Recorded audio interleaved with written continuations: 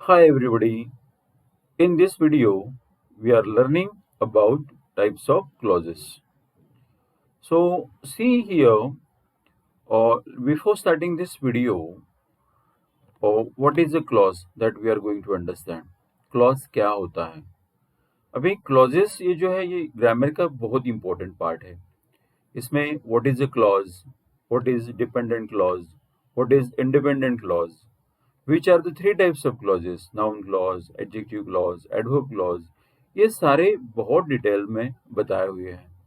तो वीडियो पूरा देखिएगा. आपको लाइक सब्सक्राइब अगर करना है तो भी आप कर सकते हैं, अगर नहीं करना है तो आप नहीं कर सकते हैं. What is a clause? Definition: a clause is a group of words that has both a subject and a predicate. Clause क्या होता है? ऐसे ग्रुप ऑफ वर्ड्स होता है कि जिसमें सब्जेक्ट और प्रेडिकेट दोनों होते हैं.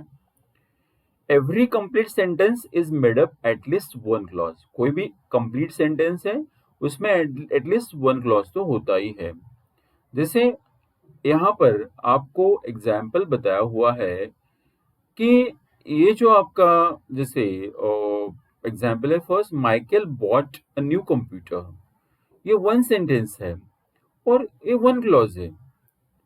अभी सेकंड एग्जाम्पल की तरफ हम जाते हैं. Michael bought a new computer एक एग्जाम्पल हो गया, एक क्लॉज हो गया. बट स्टिल ही स्टिल वो हैज द ओल्ड वन, और ये अनदर एग्जाम्पल हो गया, मतलब सेकंड क्लॉज हो गया. Let us have attention on the third example. although he still has his old one is a one clause. Michael now has a new computer is another clause. तो ये sentences में दो clauses है और one sentence है. तो अभी हम डिटेल्ड में लर्न करने जा रहे हैं कि what is a clause, what is dependent clause, what is independent clause. So before starting this video, you can subscribe my channel, like it, comment it and share it. Now let us understand dependent clause, guys. Dependent clause यानी principal clause, main clause भी हम उसको बोलते हैं. जैसे N independent clause और main clause make sense by itself. Okay, वो उसे उसको पढ़ के हमें उसका मीनिंग पूरी तरह से ध्यान में आता है. It expresses a complete thought, और उसमें आपका एक कंप्लीट थॉट समझ में आता है. That is called as independent clause. जैसे यहाँ एक एग्जाम्पल आपको नीचे में दिया हुआ है, जैसे कि ये वाला example, Michael bought a new computer. इसमें माइकल सब्जेक्ट है, बॉट ये बाय का सेकंड फॉर्म है बॉट, और अ न्यू कंप्यूटर ये ऑब्जेक्ट है. अभी ये सेंटेंस पढ़ के हमें पूरा मीनिंग समझ में आता है. सो जो सेंटेंस का हमें कंप्लीट सेंस होता है, कंप्लीट ध्यान में आता है, उसे हम इंडिपेंडेंट क्लॉज बोलेंगे. उसी को हम मेन क्लॉज बोल सकते हैं, उसी को हम प्रिंसिपल क्लॉज भी बोल सकते हैं. अभी आगे चल के देखते हैं. Michael bot a new computer एक क्लॉज हो गया, but he still had the old one, ये अनदर क्लॉज हो गया. अभी यहाँ पर आपको two independent clauses have been joined by the coordinating conjunction but. Okay, okay, so coordinating conjunction don't count as a part of a clause here. यहाँ पे but जो है ये coordinating conjunction है, लेकिन ये clause का part नहीं है. यहाँ पर Michael has bought a new computer एक sentence है, he still has the old one ये another sentence है. तो ये दोनों इंडिपेंडेंट क्लॉजेस ये सेंटेंस में है, और दो इंडिपेंडेंट क्लॉजेस जोड़ने का काम जब कोऑर्डिनेटिंग कंजंक्शन के द्वारा होता है तो उसे हम कंपाउंड सेंटेंस भी बोलते हैं. ये आपके डिटेल जानकारी के लिए है. Then although she still has his old one, ये एक क्लॉज हो गया. Michael has a new Michael now has a new computer. Okay, यहाँ पर ओनली ये जो सेकंड क्लॉज है जो बोल्ड लेटर में दिया है, now Michael has a new computer, यही इंडिपेंडेंट क्लॉज है क्योंकि उसका हमें कंप्लीटली मीनिंग समझ में आता है. और ये इसे हम मेन क्लॉज भी बोल सकते हैं, इसे हम प्रिंसिपल क्लॉज भी बोल सकते हैं. तो गाइस आपको समझ में आया होगा कि इंडिपेंडेंट क्लॉज क्या होता है. जो सेंटेंस का हमें कंप्लीट सेंस समझ में आता है, जिसमें कंप्लीट थॉट एक्सप्रेस की हुई रहती है, उसे हम इंडिपेंडेंट क्लॉज बोलते हैं. और उसके जो नाम है उसे हम मेन क्लॉज भी बोल सकते हैं, उसे हम प्रिंसिपल क्लॉज भी बोल सकते हैं. तो चलिए अभी क्लॉज का जो दूसरा पार्ट है वो है डिपेंडेंट क्लॉज की तरफ जाते हैं. अभी डिपेंडेंट क्लॉज को हम सबऑर्डिनेट क्लॉज करके भी बोलते हैं।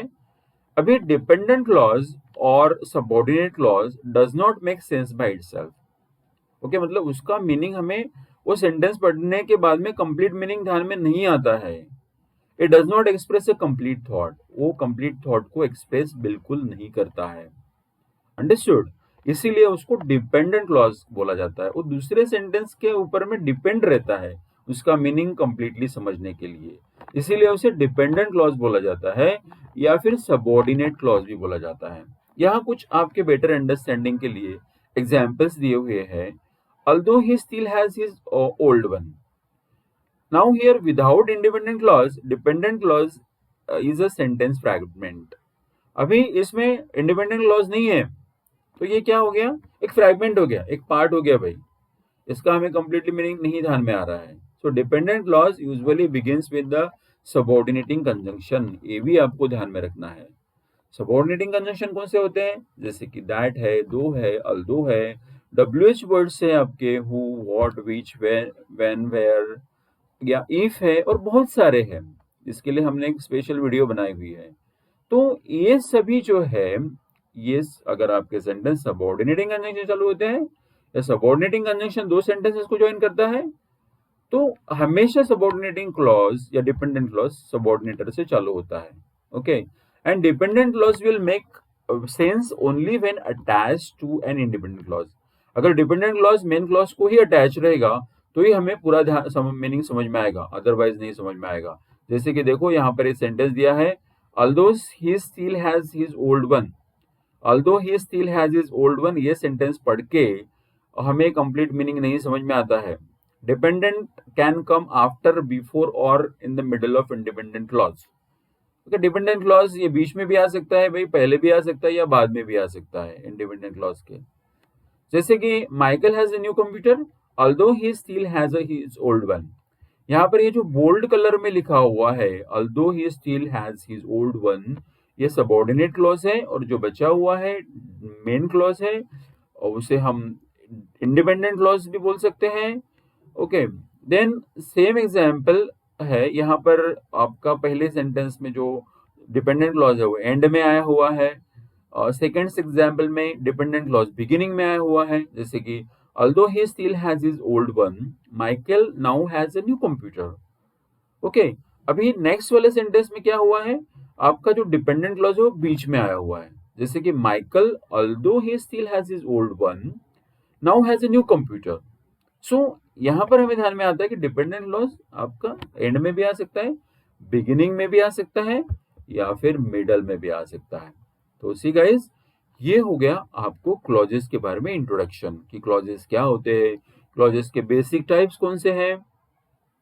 तो चलिए, अभी क्लॉजेस में हमने दो क्लॉजेस पढ़े हैं, एक तो भाई इंडिपेंडेंट है जिससे हमें पूरे मीनिंग समझ में आता है, जिसे हम मेन क्लॉज भी बोल सकते हैं या फिर प्रिंसिपल क्लॉज भी बोल सकते हैं। दूसरा है सबऑर्डिनेट क्लॉज। तो सबऑर्डिनेट क्लॉज के तीन टाइप होते हैं, पहला है नाउन क्लॉज, दूसरा है एडजेक्टिव क्लॉज, और तीसरा है एडवर्ब क्लॉज।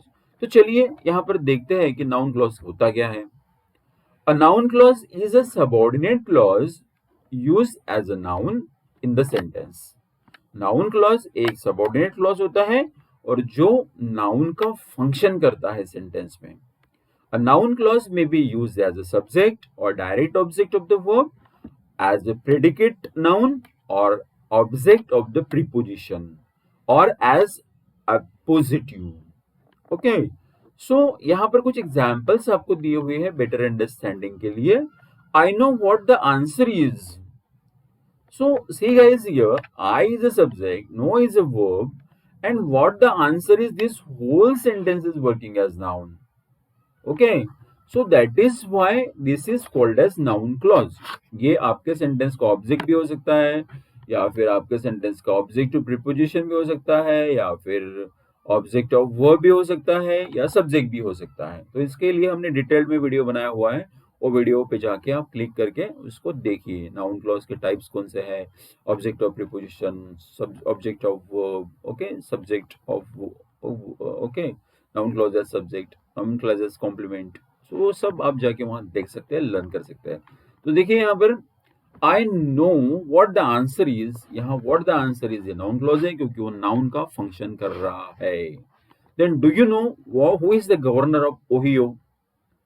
तो who is the governor of Ohio, ये जो पूरा सेंटेंस है ये नाउन का फंक्शन कर रहा है, इसीलिए ये नाउन क्लॉज है। तो सी गाइस, ये बहुत आसान है, सिर्फ आपको जो ट्रिक्स है वो ध्यान में रखनी है और इसको अप्लाई करना है आपको। Application is very important. Once we learn the grammar rule, we need to apply that writing skill, speaking skill, then you will be developed. तो देखिए सेकंड है एग्जेक्टिव क्लॉज।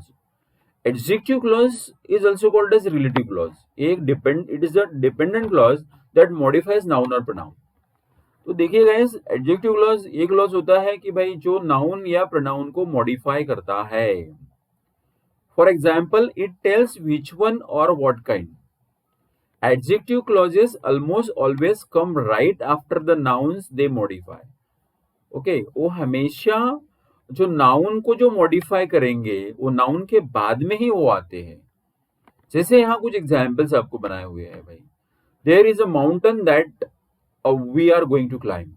यहाँ पर माउंटेन ये जो नाउन है उसको ये जो पूरा जो क्लॉज है that we are going to climb, ये मॉडिफाई कर रहा है, ये माउंटेन के बारे में ज्यादा जानकारी दे रहा है, इसीलिए उसको एडजेक्टिव क्लॉज हम बोलेंगे। सेम इस प्रकार से नेक्स्ट एग्जाम्पल दिया हुआ है। My blue tennis shoes which use to be my mom's under the bed. Now, my blue tennis shoes. So here, which used to be my mom's. This whole subordinate clause, this whole adjective clause is telling more information about tennis shoes. So this is adjective clause. It's very easy to understand. Okay. Then Daniel, who was late again today, sits next to me in English. So Daniel is a noun. Then who was late again today? This whole subordinate clause is telling more about, or it modifies the noun Daniel. So that is why it is adjective clause. Okay guys, ये क्या हो गया? Adjective clause हो गया क्योंकि वो noun के बारे में ज्यादा जानकारी दे रहा है, ज्यादा इंफॉर्मेशन दे रहा है। तो चलिए लास्ट वाला आपका क्लॉज का टाइप है एडवर्ब क्लॉज। अभी adverb clause definitely function adverb का ही करेगा। ओके, जैसे कि adverb clause is a dependent clause that describes a verb, adjective or an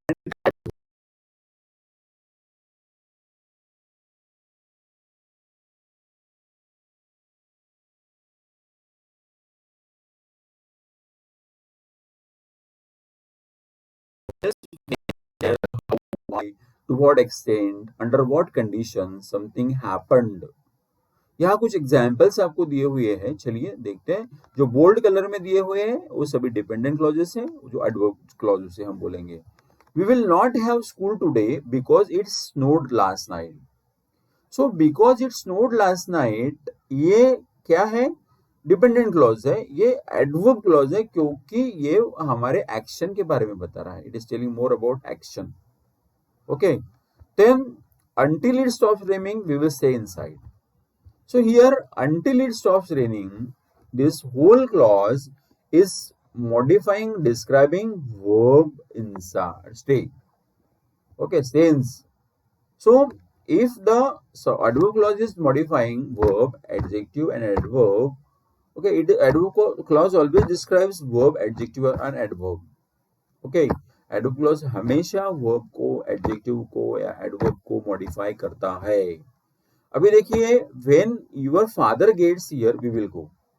ये जो एग्जाम्पल दिया हुआ है, when your fathers get here, this is we will go। Okay, so when your father gets here, ये जो whole sentence है ये गो ये वर्ब को मॉडिफाई कर रहा है, एक्शन के बारे में ज्यादा बता रहा है। So that is why it is called as adverb clause. It's very simple, very easy to learn. So we have made one video or detailed video on adverb clause, adjective clause, noun clause. वो video भी आप देख लीजिए और आपका जो ये clauses है का जो ज्ञान है वो बढ़ाइए, इसको इम्प्लीमेंट कीजिए आपके स्पीकिंग में, आपके राइटिंग में, और ये क्योंकि आपके इंग्लिश इम्प्रूवमेंट के लिए बहुत इंपॉर्टेंट है। तो चलिए, आपको वीडियो अच्छा लगे तो सब्सक्राइब जरूर कीजिएगा, लाइक और शेयर भी कीजिए।